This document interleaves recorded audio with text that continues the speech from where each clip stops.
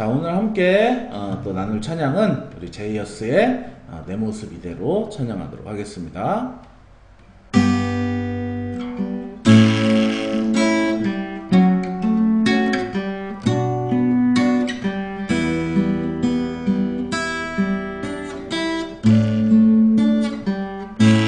내 모습 이대로 사랑하시네. 연약함 그대로 사랑하시네. 나의 모든 발걸음 주가 하시나니 날 인도하소서. 내 모습 이대로 사랑하시네. 연약함 그대로 사랑하시네. 나의 모든 발걸음 주가 아시나니 날 인도하소서. 주의 날개 아래 거하는 것, 주의 임재 안에 거하는 것, 나의 가장 큰 소망, 나의 가장 큰 은혜, 주와 함께 동행하느니 주의 날개 아래 거하는 것, 주의 임재 안에 거하는 것, 나의 가장 큰 소망, 나의 가장 큰 은혜, 주와 함께 동행하느니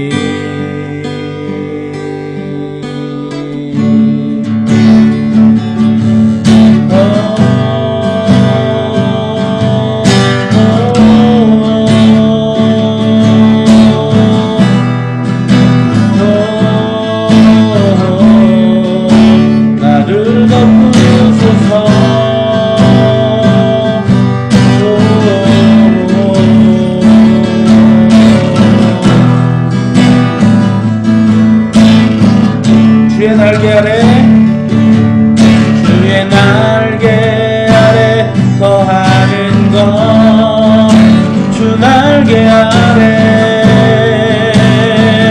거하는 것, 가장 큰 소망, 나의 가장 큰 은혜, 주와 함께 동행하느니 날개 아래 거하는 것, 주 날개 거하는 것, 나의 가장 큰 소망, 나의 가장 큰 은혜, 주와 함께 동행하느니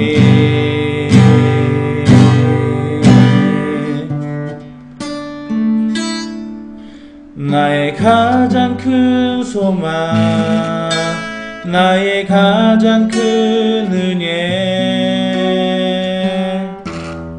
주와 함께 동행하는 이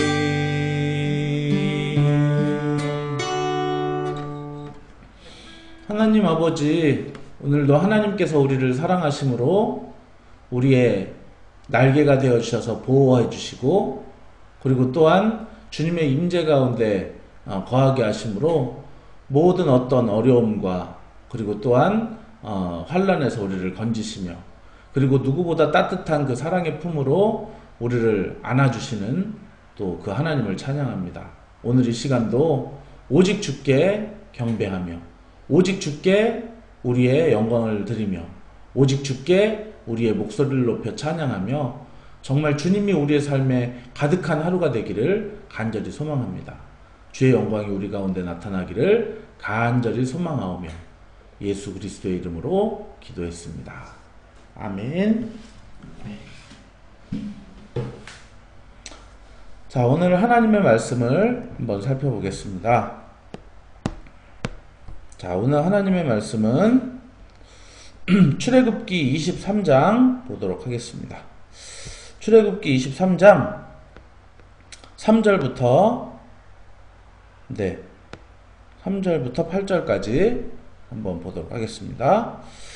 자, 가난한 자의 송사라고 해서 편벽되이 두둔하지 말지니라. 내가 만일 내 원수의 길 잃은 소나 나귀를 보거든 반드시 그 사람에게로 돌릴지며, 내가 만일 너를 미워하는 자의 나귀가 짐을 싣고 엎드러짐을 보거든 그것을 버려두지 말고 그것을 도와 그 짐을 부릴지니라. 너는 가난한 자의 송사라고 정의를 굽게 하지 말며 거짓 일을 멀리하며 무죄한 자와 의로운 자를 죽이지 말라. 나는 악인을 의롭다 하지 아니하겠노라. 너는 뇌물을 받지 말라. 뇌물은 밝은 자의 눈을 어둡게 하고 의로운 자의 말을 굽게 하느니라. 아멘. 아멘. 자, 재판에 관한 그런 이야기가 나옵니다. 처음에 뭐라고 시작되냐면 가난한 자의 송사라고 해서 편벽되이 두둔하지 말라. 네, 우리가 보통 가난한 자와 또 있는 자 이렇게 재판을 벌이면은 어떻게 생각하죠? 우리 가운데 선입견이 있어요. 당연히 저 부자가 착취했겠지, 부자가 뇌물을 주었겠지, 이런 생각을 하게 됩니다. 물론 재판장에서 그거를 구별해서 절대 뇌물 받으면 안 되고, 그리고 부자의 편을 잘 들어주어서 나중에 부자에게 한몫 챙기려고 그렇게 해서도 절대 안 될 것입니다. 하지만 부자들이 그렇게 자기의 권력을 이용하듯이 가난한 자도 자기의 약함을 이용할 수 있다는 사실을 오늘 말해주고 있습니다. 그래서 일부러 뭐 부자에게 시비를 건다든지 그럴 수 있겠죠. 그러면은 당연히 이제 재판장이 뭔가 이 가난한 자가 하소연하면은 하나님께서 이제 약한 자의 편을 이제 약한 자의 편에 계시는 뭐 고아, 객과 과부, 그런 약한 자의 편에 계시니까 이런 가난한 자의 또 편을 들어서 무조건 이제 부자가 잘못이 없는데도 착취하지 않았는데도 막 그 가난한 자의 편을 들어서 이렇게 막 가난한 자의 송사를 편벽되이 두둔한다고 한다면 나중에 그 가난한 자는 재판정을 나갈 때 씩 웃으면서 나가겠죠. 그러면서 또 다른 사람에게 이런 식으로 또 약자의 행세를 그렇게 하게 될 것입니다. 그래서 이 똑같은 말씀이 또 6절에 한 번 더 나와요. 너는 가난한 자의 송사라고 정의를 굽게 하지 말며, 또 이렇게 나옵니다.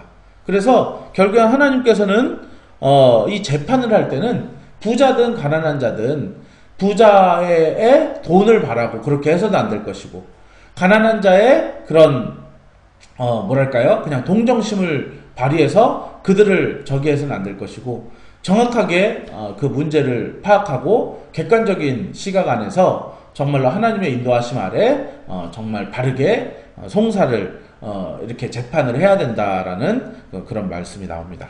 자, 그러면서 그 중간에는 또 무슨 얘기가 나오냐면, 내가 만일 내 원수의 길 잃은 소나 나귀를 보거든 반드시 그 사람에게로 돌릴지며, 내가 만일 너를 미워하는 자의 나귀가 짐을 싣고 엎드러짐을 보거든 그것을 버려두지 말고 그것을 도와 짐을 부릴지니라. 자, 원수가 원수에게 불행한 일이 닥쳤을 때 그것을 그냥 좌시하지 말라는 거예요. 예. 우리가 보통 원수에게 무슨 일이 닥쳤을 때 이제 제일 나쁜 것은 박수 치면서 깔깔거리면서 좋아하는 게 제일 나쁜 거고요. 그 다음에 나쁜 게 뭐냐면은 하나님은 이것도 나쁘다고 하세요. 그 사람이 어려움에 처했는데 그거를 그냥 쳐다보고만 있는 거.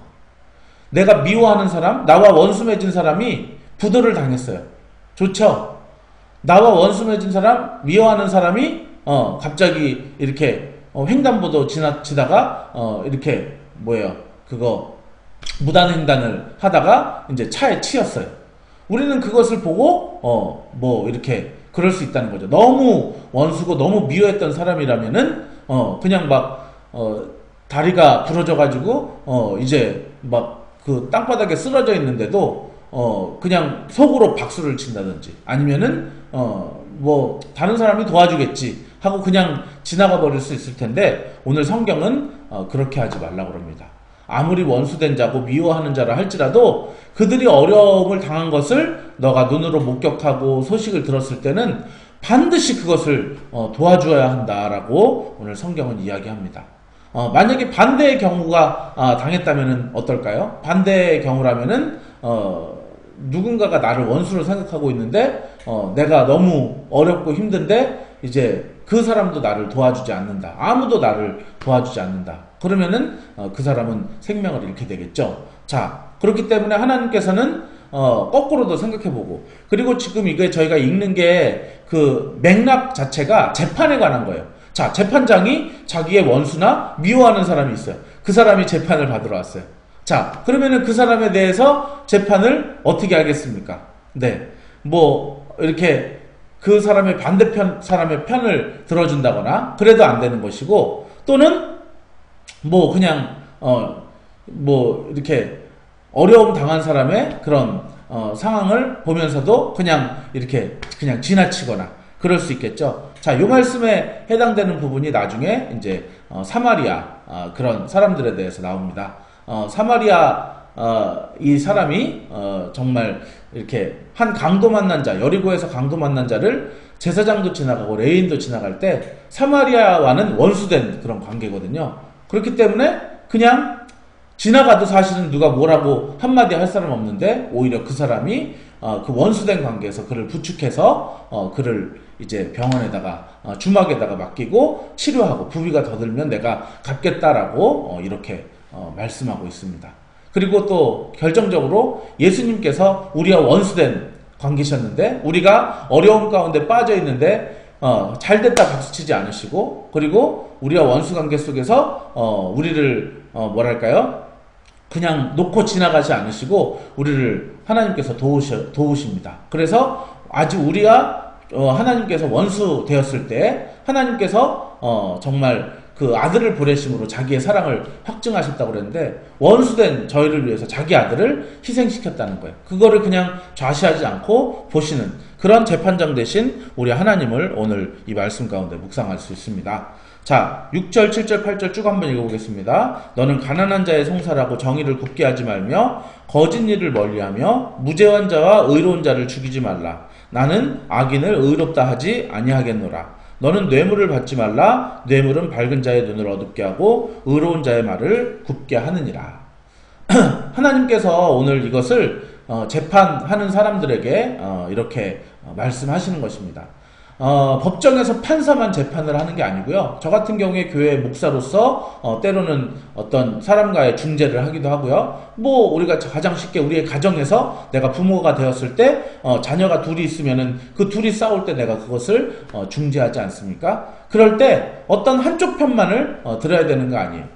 그게 뭐 한쪽 편만을 들어야 되는 게 아니라 양쪽의 사람의 말을 공정하게 딱 들어보고, 그리고 그것에 대해서 시비를 잘 따져서 그것에 대한 올바른 판결을 해야 된다라고 하는 것이죠. 그래서 뭐 가정 가운데 늘 이제 첫째가 억울한 것은 뭐냐면은 그래도 뭘 다 뺏어가고 그래도 동생은 어리잖아 뭐 이렇게 하면서 이제 한다든지, 그리고 또 막내한테는 넌 막내니까 절로 짜져 있어 뭐 이렇게 한다든지, 이렇게 하는 것들이 오히려 편벽되이 그렇게 송사하는 것이라고 오늘 성경은 나와 있죠. 자, 그래서 오늘 말씀에 좀 정리를 하도록 하겠습니다.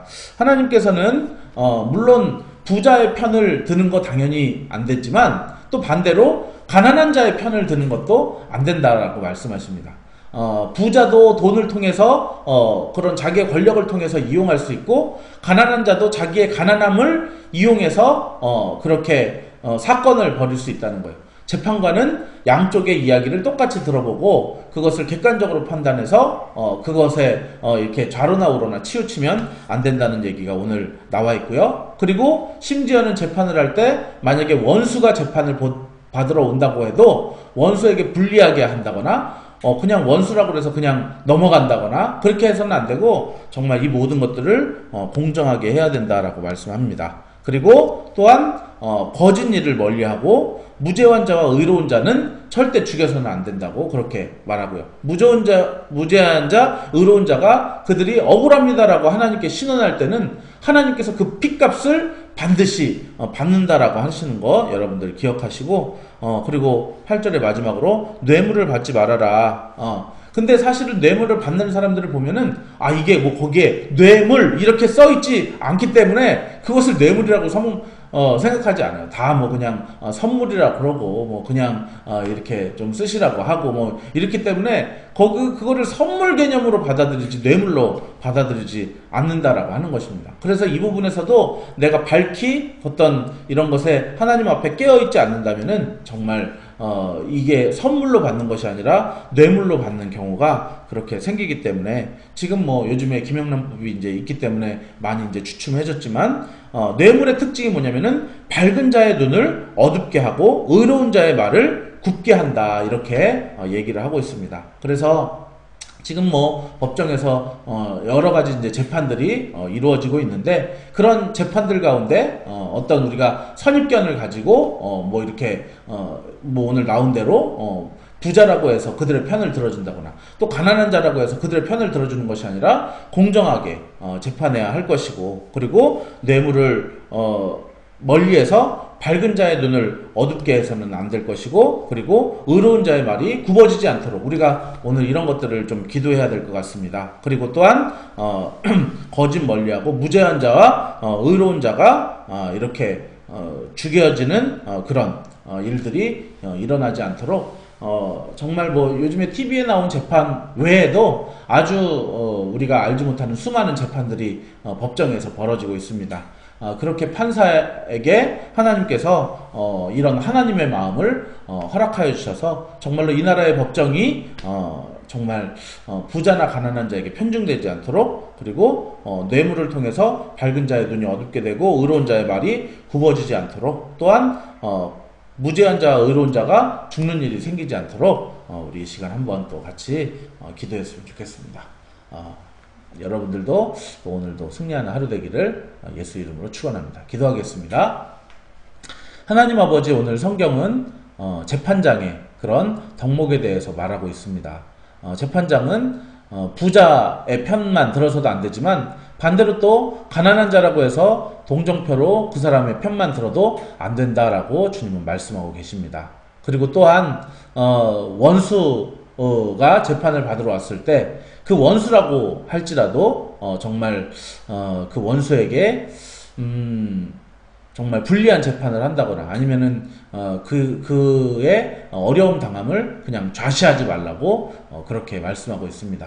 정말 우리가 원수라 할지라도 그들이 넘어짐을 볼 때 그들을 도울 수 있는 저희들이 되게 하여 주옵소서. 그리고 또한 저희들의 삶 속에서 하나님께서 무죄한 자가 이제 재판정에서 피를 흘려지지 않도록, 의로운 자가 피를 흘리지 않도록 공정한 재판이 일어나기를 또한 오늘도 간구하오며, 그리고 또한 뇌물이 밝은 자의 눈을 어둡게 하고 또 의로운 자의 말을 굽게 한다고 하였으니 하나님 법정에서 뇌물이 오고 가지 않도록 도와주시고, 더러운 돈 때문에 정말 이제 권력을 남용하는 일이 생기지 않도록 도와주시며, 오직 하나님을 대신한 대리자들의 어떤 온전한 법 집행이 이루어져서 억울한 자가 누명을 벗게 하시고, 그리고 또한